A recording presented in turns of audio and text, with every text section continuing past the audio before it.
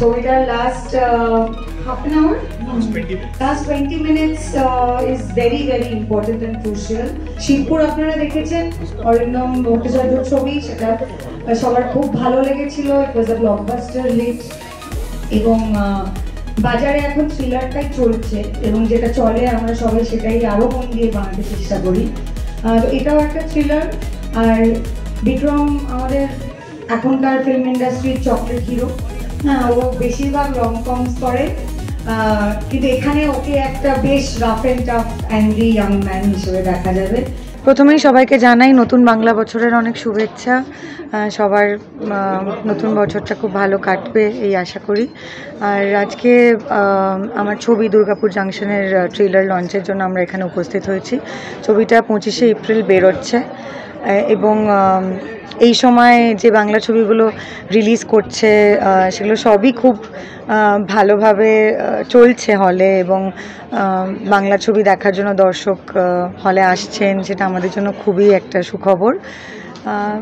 এই ছবিটা আমার কাজ করতে খুবই ভালো লেগেছে। এরকম একটা চরিত্র আমি আগে করিনি এবং আমার সবসময় সেটাই লক্ষ্য থাকে যে I don't want to repeat my self.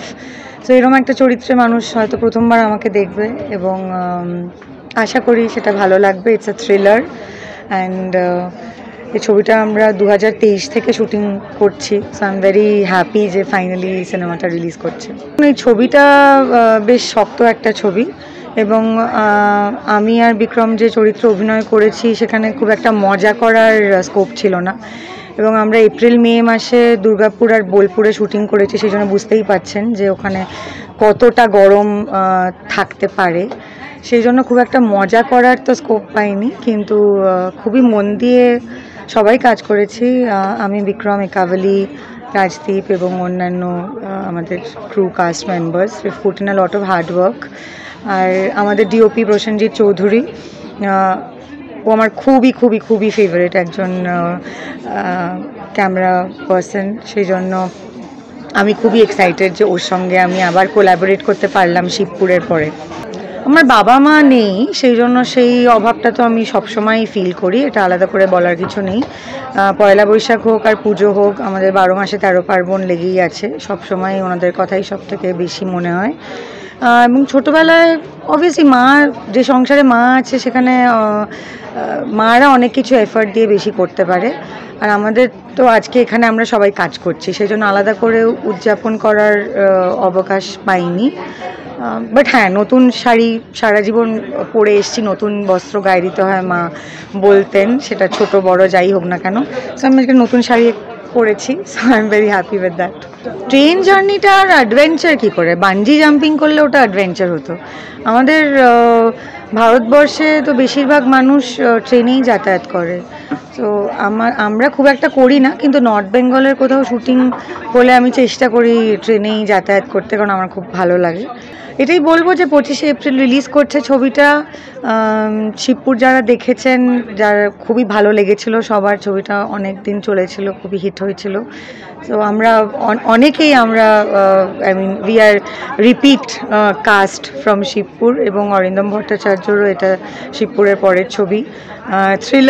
Thriller তো এখন চলছে, মানুষে দেখছে, বাজারে হিট। সো আমরাও চেষ্টা করেছি আপনাদের ভালো লাগার মতন একটা ছবি বানাবার। তো সবাই যদি হলে গিয়ে ছবিটা দেখেন তাহলে খুবই ভালো লাগবে। আমার চরিত্রটা, আমি এখানে অ্যাকচুয়ালি আপনাদের কাজটা করেছি ছবিতে। আমি একজন সাংবাদিকের চরিত্রে পাঠ করেছি, খুবই বলিষ্ঠ স্পষ্টবাদী একজন সাংবাদিক এবং যার কাছে তার আইডিওলজিজ এবং তার ফিলোসফিটা খুব ইম্পর্টেন্ট, বেঁচে থাকার জন্য ইম্পর্টেন্ট। তার স্বামীও খুব একটা তার এই পদ্ধতি বা জীবনে বাঁচার এই বিষয়টাকে হয়তো অনেক সময় সাপোর্ট করে না।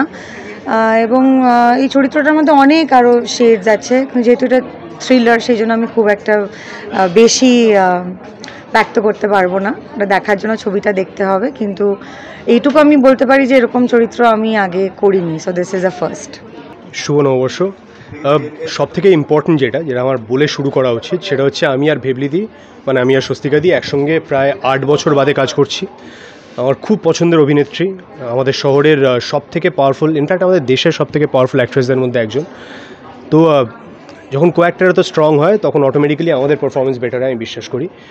এবং সম্পূর্ণ অন্য ধরনের একটা সিনেমা, অন্য ধরনের একটা চরিত্র। আমি যা করছিলাম গত 2-3 বছর ধরে তার থেকে একেবারে আলাদা, অ্যান্ড খুবই এক্সাইটিং বিষয়। ইনফ্যাক্ট অরিন্দম দার আমার এর আগের যে কাজটা দেখা শিবপুর, যেটা দেখে এই স্ক্রিপ্টটাতে এবং এই সিনেমাটাতে কাজ করার আগ্রহ আমার বেড়ে যায়, সেটাতেও ইনফ্যাক্ট স্বস্তিকা দি ছিল, ওয়াজ a very good film.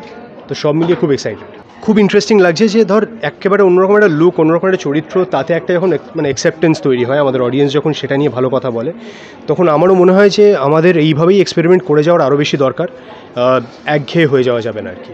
Positive না নেগেটিভ তো বলা যাবে না, একটা খুব রাগেড কপ, যে নিয়ম মানায় বিশ্বাসী নয়, যে রেজাল্ট প্রোভাইড করায় বিশ্বাসী, এবং সে বিশ্বাস করে যে শুধুমাত্র নিয়মের ঘেরাটোপে আটকে থাকলে অনেক সময় রেজাল্ট আসতে অনেক বেশি সময় লেগে যাবে। তো সে নিজের মতন করে নিজের কেস সলভ করায় বিশ্বাসী।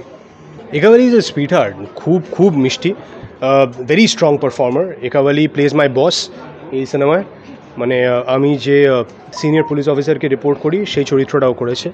Very strong actor, we have very good actor. Ekawali আছে, রাজদীপ আছে, প্রদীপ দা আছে, প্রদীপ ধর, ভেবলিদি তো অবভিয়াসলি আছে, আগেই বললাম। We have some very good actors. আমি আরও একজন দুজনের কথা বলতে চাইবো। একটা হচ্ছে আমাদের ডিওপি প্রসেনজিৎ, আমি জানি না আজকে এসছে কিনা।